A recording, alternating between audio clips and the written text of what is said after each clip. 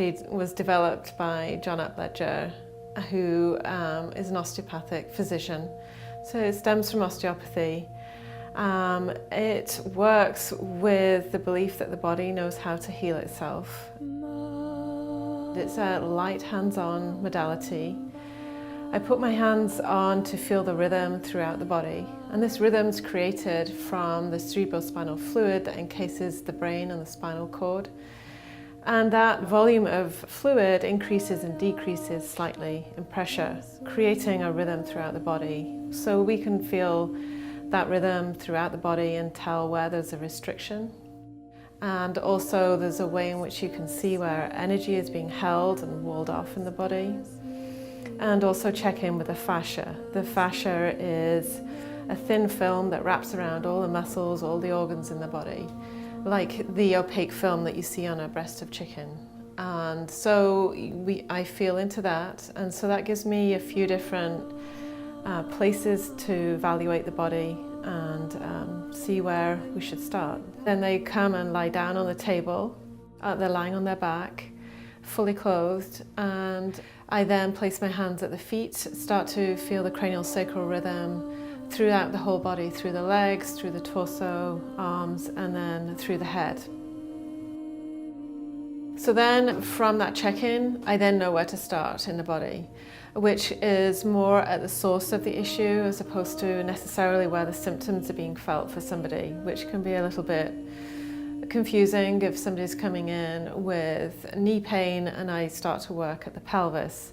But that's because the body's showing up that a lot of the holding and restriction is at the pelvis, and once that opens up, then the knee pain will start to feel better. So I'll place my hands in that area, above and below the area that's showing up in the body. And then I listen with my hands and follow the tissue. So my hands will be guided by the body, and my job is to support and listen with my hands. So I follow the tissue and wait for signs of release, and they can be a feeling of heat and warmth, maybe some pulsing, maybe the client will take a deep breath, or they may report feeling a strange sensation, maybe like a tingling down through their legs or their arms.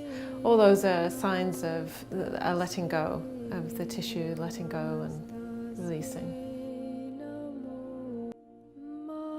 So as I'm working, what I ask the person on the table to do is to notice sensation in their body and to track the sensation they're feeling.